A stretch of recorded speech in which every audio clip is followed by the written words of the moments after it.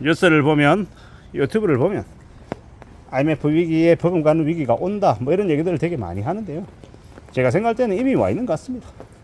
태양건설이든 홈플러스든 어디든 간에 지금 이미 부도가 나 있는 상태죠. 그리고 그렇게 그와 준하는 상황에 이제 취할 기업들도 왕창 기다리고 있습니다. 너무 많아서 사람들이 그 이름을 다 외우기가 힘들 정도죠. 그게 지금의 상황입니다. 근데 정치적인 혼란이 같이 이제 와 있다 보니까 이게 더 이제 어떻게 흘러갈지 이제 불투명한 거죠. 이런 말도 안 되는 상황들이 지금 벌어지고 있는데요. 이런 상황 속에서 보통의 사람들은 되게 그저 이제 감내하고 참고 견디고 버티는 것, 그거 말고는 없는 것 같습니다. 근데 우리가 잘 생각해 볼게, 이러한 현실들을 누가 불러왔냐라는 겁니다. 그리고 그 책임을 온전히 보통의 사람들, 서민들, 국민들이 다 뒤집어 쓰는 게 맞냐라는 겁니다. 앞으로는 고위직 관료들, 힘 있는 정치인들, 그들이 저지르는 배임 행령, 흔히 얘기하는 이제 뇌물을 받거나 아니면 자기와 이해관계에 있는 친인척들, 가족들에게 일감 몰아주기 위해서 돈을 벌게 하는 일들, 그런 것들은 철저히 엄벌에 쳐야 된다라고 생각합니다. 그런 것들을 틀어막아야죠. 그러지 않으면 서민들의 분노가 정말 하늘을 향해 찌를 것 같습니다. 저기 어딥니까? 저기 모 지역에 박덕 누구라고 하는 이가 있습니다. 이 건설업계에 이 소문난 이 엄청난 이제 해먹는 국회의원이죠. 근데 그는 계속해서 당선이 됩니다. 그 지역에서 그만 빨아주죠. 아무리 생각해봐도 뭔가 좀 잘못된 것 같습니다. 그뿐입니까? 저기 전라권에 있는 모 지역에 이 국회의원들도 마찬가지입니다. 그들은 사실상 그 지역의 지방 토호입니다. 변하지 않는 기득권들이라는 거죠. 그게 깨져야 되는데요. 대구에서 국민의힘, 아마 김정은을 데려와가지고 국민의힘에 입당시키고 대구에다가 만약에 국회의원 후보로 내놓으면요, 사람들이 안 뽑아줄까요? 뽑아줍니다. 간첩을 데려와가지고 국민의힘에 집어넣고 대구에 국회의원들을 내보내도 뽑아줍니다. 되게 대구에 사는 사람들에게 시옥적인 이야기죠. 근데 그들은 변하지 않습니다. 반대로 저기 전라권에 국민의힘 안 찍고 아무 생각 없이 그냥 무조건 민주당만 찍는 것도 그 또한 문제입니다. 다르지 않다라는 겁니다. 그런 오로지 한쪽만 이렇게 계속 추종하다 보니까 부정부패가 쌓이고 비리가 넘쳐나죠. 그런 세상이 지금의 이 나라입니다. 경쟁을 시키고 오직 국민들을 위해서, 시민들을 위해서 일할 수 있는 사람을 뽑아야 되는데 그런 게 아닌 감정적인 부분으로 자꾸 이야기하는 것 같습니다. 사상이 어떠니, 쟤는 종북이니, 쟤는 친중이니, 쟤는 뭐 반일이니, 이런 개소리를 해야 됩니다. 저는 그런 생각을 하는 거죠. 반중이면 어떻고 친중이면 어떻고 친일이고 반일이면 어떠냐라는 겁니다. 물론 나라를 팔아먹자라는 건 아니고요.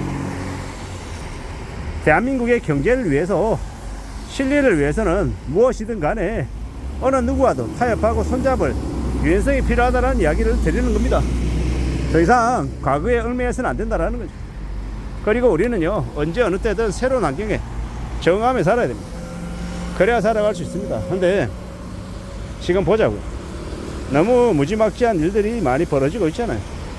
제대로 된 경쟁, 일 잘하는 사람을 올려주고 일 못하면 내리고, 그게 정치인이든 대기업 재벌이든 보통 사람이든 누구든 간에 열심히 하는 놈에게 기회를 더 줘서 그가 더 열심히 해서 돈 더 벌어주게 해야 된다는 겁니다. 그래야 나라가 바로 서고 보통 사람들의 삶이 유지가 되지 않겠냐라는 겁니다. 저는 그렇게 생각합니다. 지금이야 너 진보야, 너 보수야, 너 우파야 좌파야 이런 개소리 하지만 좌파 우파고 이런 거 하나도 안 중요하고 정책을 어떤 걸 펼치는지, 그리고 국민들의 삶에 뭐가 도움이 되고 뭐가 마이너스가 되는지, 뭐가 공평하고 뭐가 불공평한지 이런 것들을 시시비비를 잘 따져서 냉정하게 판가름할 수 있는 사람, 그런 사람들이 아마 늘어날 겁니다. 왜냐?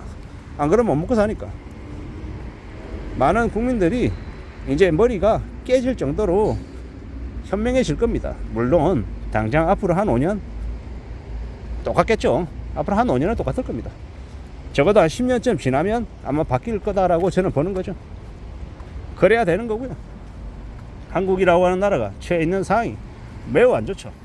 지금은 이제 위기죠. 위기. 경제 위기라고 말할 정도죠. 근데 이러한 상황들이 쉽게 개선이 될까? 쉽게 개선 안 되죠. 왜 쉽게 개선 안 되겠습니까? 사람들의 인식이 머릿속에 들어있는 것들이 그대로이기 때문이죠. 그런 것들이 바뀌려면, 나아지려면요, 사람들 머리부터 발끝까지 모든 것들이 다 바뀌어야 합니다. 더 이상 기존에 가지고 있던 생각들, 사고들에게 국한돼서는 안 된다는 겁니다. 안 그러면 못 먹고 사는 시대가 이제 올 겁니다. 참으로 무서운 이야기들인 거죠. 누군가는 리셋이 된다라는 말도 많이 합니다. 지금의 시대가 리셋되고 새로 시작돼야 된다라고 말입니다. 그 말도 한편으로는 이해가 되기도 합니다. 왜냐? 지금 너무 많이 곳곳에서 암덩어리들이 드러나고 있기 때문입니다. 서울대의 고위직 관료들, 판사 출신, 검사 출신, 이때까지 계속 기득권으로 살아왔던 그들이 또 다른 힘을 가지고 말도 안 되는 짓거리들을 벌리고 있는 게 지금이죠. 이걸 보면서 많은 생각들을 합니다. 이게 경제적인 부분하고 무슨 상관이냐라고 말하는 이들도 있는데요. 저에게 그런 얘기를 하는 사람들, 그들은 유연하지 못하고 되게 사고가 편협이 되어 있고 선입관에 사로잡혀 있는 이들인 거죠. 한심하고 답답하고 불쌍한 인간들이죠. 왜냐? 누군가가 뭔가를 얘기하면 그 말이 맞을 수도 있고 틀릴 수도 있고, 또 나의 생각은 또 어떨지 좀 합리적으로 생각해야 하는데, 그런 게 아닌, 저 사람은 우리 출신이야, 우리 지역이야, 저 사람은 판사 출신이야, 저 사람은 검사 출신이야, 저 사람은 서울대 출신이야 라고 하면서 그냥 다 맹신해 버리는 거죠. 쟤는 내 편, 저놈은 적, 이렇게 규정하고 그냥 가는 모습들이 너무 많은 것 같습니다. 그런 걸 볼 때마다 느낍니다. 그런 편가르기하고 갈라치기하고 피하식별하고 이러는 것들이 우리의 삶을 더 빨리 추락시키고 경제 위기를 몰고 왔다라고 말입니다. 제발 헤쳐먹고 삥땅 치고 사기 치는 놈들 처벌을 강화해라. 그리고 고위직 관료나 국회의원 같은 힘을 가지고 있는 사람이 그런 일을 저지르면 더 엄벌에 처해야 된다라고 생각합니다. 50억 퇴직금 받는 놈들 풀어주는 저런 판근사 놈들 정말로 아니다라고 생각합니다. 50억을 받아 처먹으면요, 그게 민주당이든 국민의힘이든 그게 당이 뭐가 중요하다는 겁니다. 돈 받아 처먹은 놈들은 범죄자지 국회의원이 아니다라고 생각하고 정말 엄벌에 쳐야 된다라고 저는 생각합니다. 그래야 이 나라가 조금이라도 바로 서지 않겠나라는 겁니다. 이상입니다.